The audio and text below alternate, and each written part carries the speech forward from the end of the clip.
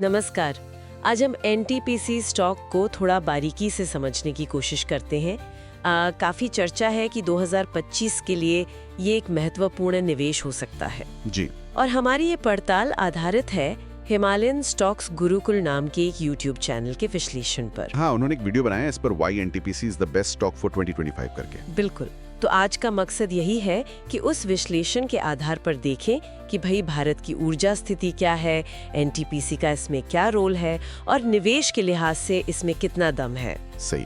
और इसमें सबसे पहले ये समझना जरूरी है कि भारत बिजली उत्पादन में दुनिया में कहाँ खड़ा है। हाँ, ये जानना तो जरूरी है। तो देखिए, चीन करीब 9456 टेरावाट घंटे मतलब TWH पैदा करता है। बाप रे, काफी ज्यादा। हाँ, और अमेरिका करीब 4520 TWH और इनकी तुलना में भारत करीब 1874 TWH पर है। तो मतलब हम काफी पीछे हैं अभी। बिल्कुल। और वीडियो का तर्क यही है कि अगर हमें विकास करना है तो ये उत्पादन बढ़ाना ही होगा। मतलब पहले 3000 फिर शायद 5000 TWH तक जाना ही होगा। और अभी जो हमारा एनर्जी मिक्स है उसमें भी तो कुछ दिक्कतें हैं ना। हाँ, सबसे बड़ी दिक्कत है कोयले पर निर्भरता। करीब 72% बिजली तो कोयले से ही बन रही है। और तेल भी है। जी, तेल भी।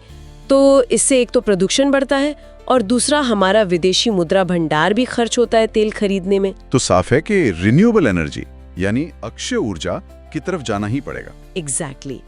और यही एनटीपीसी की भूमिका अहम हो जाती है। ये भारत की सबसे बड़ी बिजली उत्पादक कंपनी है। हाँ, सुना है। कितना हिस्सा है इनका मार्केट में? देश की कुल इंस्टॉल्ड कैपेसिटी का करीब 17% और जो असल में बिजली बनती है उसका करीब 22% एनटीपीसी से आता है। अच्छा, और इनका मेन काम तो बिजली बनाना ही है। हाँ, मोटा मोटा 92% रेवेन्यू तो बिजली उत्पादन और बिक्री से ही है। बाकी छोटा सा हिस्सा करीब 6% वो कंसल्टेंसी, कोयला माइनिंग, तेल गैस एक्सप्लोरेशन वगैरह से आता है। और जहाँ तक भविष्य की बात है, विश्लेषण में जोर किस पे था? देखिए, सबसे महत्वपूर्ण पहलू जो वीडियो उठाता है वो है एनटीपीसी का परमाणु ऊर्जा और रिन्यूएबल एनर्जी पर फोकस। अच्छा, क्या योजनाएं हैं इनकी? परमाणु में अश्विनी और महाई बांसवाड़ा प्रोजेक्ट्स हैं, दोनों करीब 2800 मेगावाट के। और रिन्यूएबल में तो लक्ष्य बहुत बड़ा है, 2032 तक 60 गीगावाट। 60 गीगावाट। और अभी कुल क्षमता कितनी बताई थी आपने? लगभग 76.6 गीगावाट। हाँ, 76.6 गीगावाट के करीब। तो उसके मुकाबले 60 गीगावाट सिर्फ रिन्यूएबल से ये काफी महत्वाकांक्षी लक्ष्य है। तो क्या विश्लेषण में इसको लेकर कोई चिंता भी जताई गई है? मतलब ये हो पाएगा? हाँ, चिंता यही है कि कहीं ये लक्ष्य सिर्फ कागज पर ना रह जाए, क्योंकि सरकारी परियोजनाओं में देरी तो खैर आम बात है। ये बात तो है। आदि छत्तीसगढ़ में 4.2 GW परमाणु प्लांट में निवेश एक पॉजिटिव साइन है, लेकिन वीडियो एक विरोधाभास की तरफ भी इशारा करता है। वो क्या? कि कंपनी एक तरफ तो हरित ऊर्जा की बात कर रही है, दूसरी तरफ अभी भी कोयले के नए समझौते कर रही है। तो ये कैसे चलेगा साथ साथ? ये सवाल तो बनता है। बिल्कुल। अब आते हैं स्टॉक के फंडामेंटल्स पर, जैसा वीडियो में बताया गया है। हाँ, बताइए क्या अच्छी बात है? अच्छी बातें ये हैं कि ये एक लार्ज कैप कंपनी है। पी रेशियो जो कमाई के मुकाबले कीमत बताता है वो 13.8 है। इंडस्ट्री का औसत 38.2 है, तो उसके मुकाबले ये कम है। यानी सस्ता लग रहा है। हाँ, इस पैमाने पर तो सस्ता लग रहा है। फिर ROC 10.8%, ROE 13.6%, ये भी ठीक ठाक है। मतलब कंपनी मुनाफा कमा रही है अपनी पूंजी पर। कर्ज कम है और ऑपरेटिंग प्रॉफिट मार्जिन 28% पर काफी अच्छा है।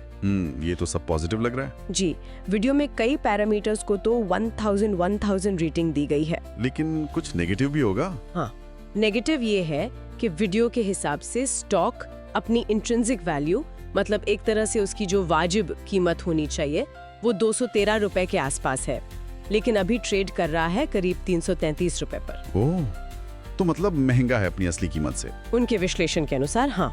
और सेल्स ग्रोथ भी थोड़ी धीमी है, सिर्फ 5%। प्राइस टू बुक वैल्यू भी 1.9 पर थोड़ी ज्यादा मानी जा सकती है। तो मिला जुला मामला है फंडामेंटल्स का। बिल्कुल।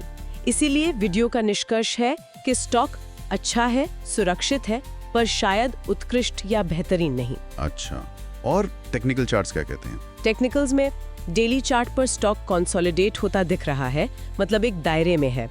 RSI 45 के आसपास है, जिसे खरीदने का एरिया माना जाता है। ओके। वीकली चार्ट पर लगता है कि गिरावट के बाद स्टॉक जमा किया जा रहा है, मतलब एक्यूमुलेशन हो रहा है। और मंथली चार्ट लंबी अवधि में तेजी दिखा रहा है। हालांकि हाल में थोड़ी गिरावट आई है। तो टेक्निकली खरीदने का संकेत है। हाँ, वीडियो का मानना है कि चार्ट्स बाय जोन का संकेत दे रहे हैं और वो एक खास रणनीति भी सुझाते हैं, हिमालयन बास्केट इन्वेस्टिंग। ये क्या है? मतलब ये कि एक साथ सारा पैसा ना लगाएं, अपनी पूंजी को हिस्सों में बांटें और धीरे धीरे अलग अलग लेवल पर खरीदें। ये तो समझदारी वाली बात लगती है। और निवेश के पीछे कोई और तर्क भी दिया गया है वीडियो में? एक तर्क थोड़ा भावनात्मक सा है कि भाई बिजली तो रोज की जरूरत है और इसमें निवेश करके आप एक तरह से देश के उद्यम में भागीदार बन रहे हैं। अच्छा, तो अगर हम सारी बात को समेटें तो सार ये है, भारत को बहुत बिजली चाहिए। एनटीपीसी इसमें सबसे बड़ी खिलाड़ी है। कंपनी हरित ऊर्जा की तरफ जा रही है, पर चुनौतियां और कुछ सवाल भी हैं। फंडामेंटल्स ठीक है, पर वैल्यूएशन शायद थोड़ा ज्यादा है।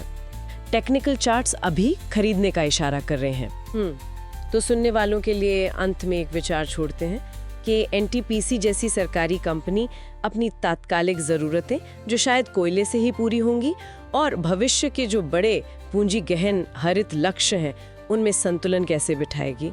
हाँ, ये एक बड़ा सवाल है। या फिर क्या बाहरी कारक, जैसे मान लीजिए ईरान अमेरिका के बीच तनाव बढ़ता है और ईंधन सप्लाई पर असर पड़ता है, तो वो एनटीपीसी की रणनीति को कैसे प्रभावित कर सकते हैं? इन पर भी सोचने की जरूरत है। बिल्कुल।